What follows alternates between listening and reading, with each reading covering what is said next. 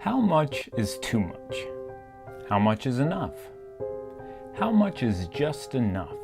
How would you like to feel better physically, emotionally, spiritually, and mentally? Achieve a sense of equilibrium? Well, stick around. I'll share a way to maintain balance with very little time or effort. Please take a minute to share some of your biggest struggles with balance in your life in the comment section below.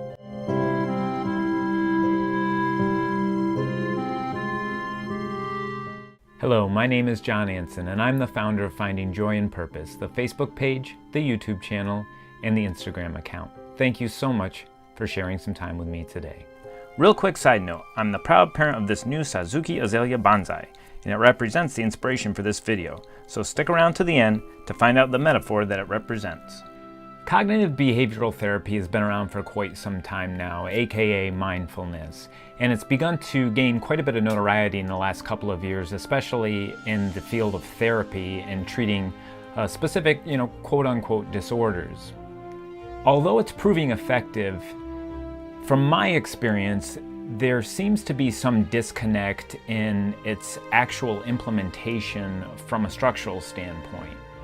It's like learning all about various different workout plans but never going to the gym while hoping to become stronger.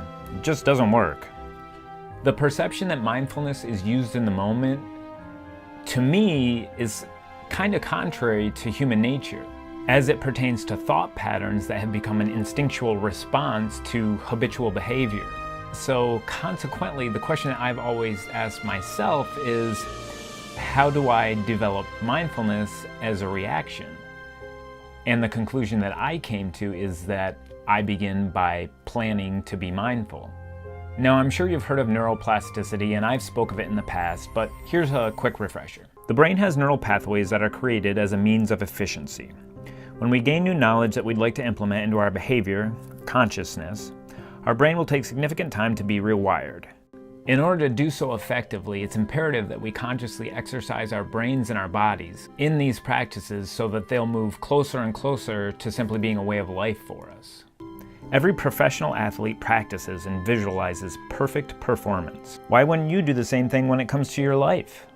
So what I wanted to do with you today is to share what I personally do on a weekly basis to maintain balance, well-being, a certain level of moderation, and equilibrium in my life. Every week, and here's the most important component, identify a series of mindfully chosen activities that you pre-plan a time and prioritize to complete each week. One or two activities that fall into these four categories. Number one, a physical activity. An example of this, for myself personally, is to run 3 times a week. The second activity, mental. An example of this, for myself, I read a couple hours a week.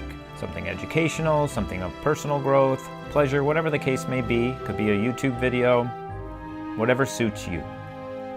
Number 3, a social or emotional activity. It could be as simple as reading again, a group activity, volunteering, a walk in the park, complimenting a stranger, whatever suits you. Number 4, a spiritual or being activity. Examples include meditating. I do 3 10-minute meditations a week. Maybe watch a YouTube video about being present. I also read Eckhart Tolle daily. Could be your affirmations. Again, individual to you.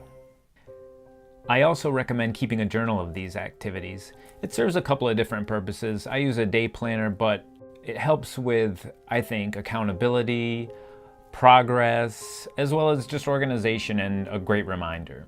Here's another idea. Pre-program the calendar in your phone with the date and time for each item, and make a commitment to yourself that this will be your highest priority of the day.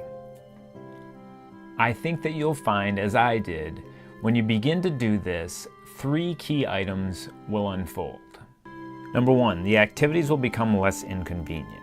Number 2, you'll begin to develop a personal identification with these newly forming habits.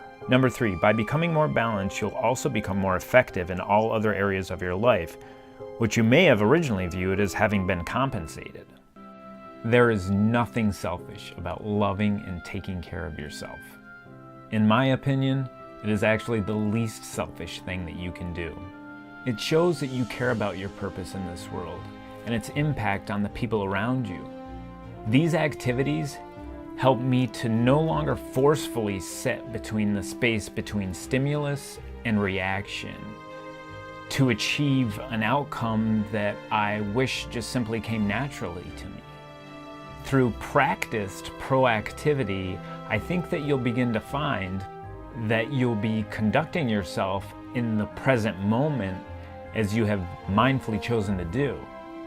My personal experience was by keying in on these 4 areas, I was able to create a natural balance, promoting appreciation, presence, creativity, and overall well-being. If you've enjoyed this video and would like to see similar content, please click the subscribe button. There'll be new content coming out every other Friday. If you have suggestions for upcoming videos, please enter them in the comments section below. Oh, and that metaphor I promised. As my new bonsai requires a moderate range of sunlight, temperature, water, and care, one without the other will not suffice. Just as in nature, all beings require balance and moderation for optimal wellness. Thank you so much for joining me, and may peace be with you.